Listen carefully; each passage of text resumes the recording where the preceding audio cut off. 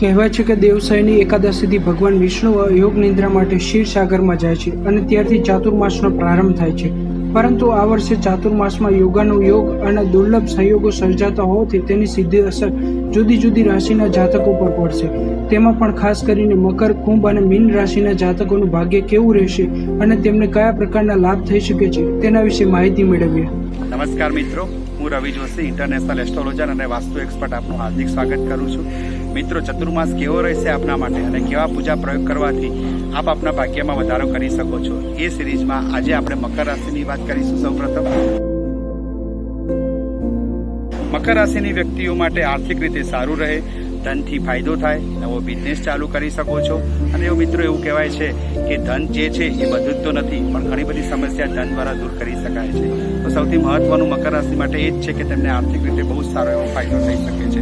નવા ધંધાની શરૂઆત થઈ શકે છે, પરંતુ નવો ધંધો શરૂ કરતી વખતે કોઈ જૂનો ધંધો અથવા જૂના બિઝનેસ અથવા જૂનો કોઈ જોબ હોય એને છોડવાની નથી, એને ચાલુ રાખવાની છે, એને કન્ટિન્યુ રાખવાની છે. એની સાથે કોઈ નવા ધંધાને તમે ચાલુ કરી શકો છો. સારા એવા મુહૂર્તમાં તમે ચાલુ કરી શકો છો. દર શનિવારે યથાશક્તિ ગરીબોને દાન આપવું જોઈએ, દાનમાં ભોજન કરાવવું જોઈએ. વારંવાર કહું છું કે ભાઈ દાનમાં સૌથી ઉત્તમ દાન ભોજન છે, તો ગરીબોને યથાશક્તિ આ ભોજનનું દાન કરાવી શકો છો. આ કરવાથી આપણા જીવનમાં કોઈ સમસ્યા હશે અથવા ગ્રહોને લગતી કોઈ સમસ્યાથી આપ પીડાતા હો તો અવશ્ય દૂર થશે. મિત્રો, ત્યાર પછીની વાત કરીએ કુંભ રાશિની. કુંભ રાશિ માટે ભાગ્યકારક છે. હા, શનિની પનોતી ચોક્કસ છે. શનિની પનોતી હોવાને કારણે આપે જે છે એ થોડું ધ્યાન રાખવાનું છે, મોટા નિર્ણયો ટાળવાના છે. પરંતુ હવે ધીરે ધીરે શનિ જેમ જેમ આગળ વધે છે એમ આપણા માટે ફાયદાકારક નીવડશે.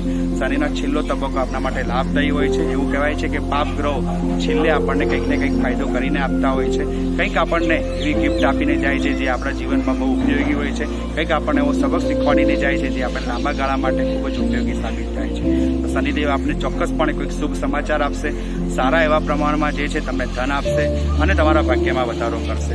મિત્રો, સંઘર્ષ તો શનિ કરાવે જ છે, ધીમે ધીમે આપે છે, પરંતુ પરમનન્ટ આપે છે. આથી આપ હવે પછી જીવનમાં જે પણ કરો એવી વસ્તુ કરો કે જેથી કરીને આપ આપના જીવનમાં અપ જઈ શકો, ડાઉન આવવાની શક્યતા બહુ ઓછી રહે. તો એ શનિદેવ તમને ચોક્કસથી કરાવશે. છતાં પણ કોઈ પ્રોબ્લેમ હોય તો દર શનિવારે હનુમાન ચાલીસા હનુમાનજીના મંદિરે દાનમાં આપવી જોઈએ.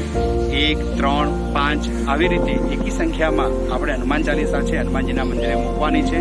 અથવા તો પછી કોઈ એવી સારી વ્યક્તિ, યથાયોગ્ય વ્યક્તિ જે હનુમાન ચાલીસા વાંચતી હોય, એને જરૂર હોય, એને આપણે હનુમાન ચાલીસા દાનમાં આપવાથી, ભેટ સ્વરૂપે આપવાથી આપના જીવનમાં શનિદેવની કૃપા બની રહેશે.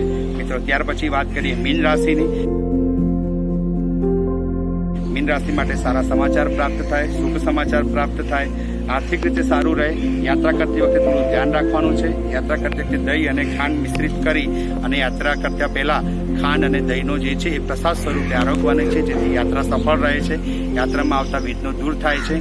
કોઈ પણ યાત્રા કરતા પહેલા એ બાબતનું ધ્યાન રાખવાનું છે કે આપ જે યાત્રાએ કરવા જાઓ છો એ ધંધાને લગતી હોય તો ત્યાંના ક્લાયન્ટને એકવાર પહેલા ફોન દ્વારા અથવા કોઈ પણ રીતે એમને મુલાકાત જે છે એ ગોઠવી અને ત્યારબાદ યાત્રાએ જવું જોઈએ. બની શકે કે આપના જે ક્લાયન્ટ છે એ ત્યાં તેના માટે તમે જઈ રહ્યા છો યાત્રાએ, કદાચ એ ક્લાયન્ટ તમને ત્યાં મળે પણ નહીં. તો આવું બની શકે છે મીન રાશિ માટે. તો એનું ધ્યાન રાખવાનું છે, પહેલેથી કન્ફર્મ કરીને જવાનું છે. મિટિંગ, એપોઇન્ટમેન્ટ જે પણ લેવાનું હોય એ ફિક્સ કરી અને પછી જ યાત્રા કરવી જોઈએ. જો કોઈ જગ્યાએ ફરવા જવાનું હોય તો હોટલ બુકિંગ ને એ બધું પહેલેથી અગાઉથી એડવાન્સ બુકિંગ કરાવી દેવું જોઈએ. એવું બની શકે કે યાત્રામાં આપણે થોડી હેરાનગતિ રહી શકે. તો આ બાબતનું ખાસ ધ્યાન રાખવાનું છે મીન રાશિના જાતકો માટે. બાકી મીન રાશિના જાતકો માટે ચતુર્માસ બહુ જ સરસ છે, સારો છે. શુભ સમાચાર તમને પણ અવશ્ય પ્રાપ્ત થઈ શકે છે. જય દાદા.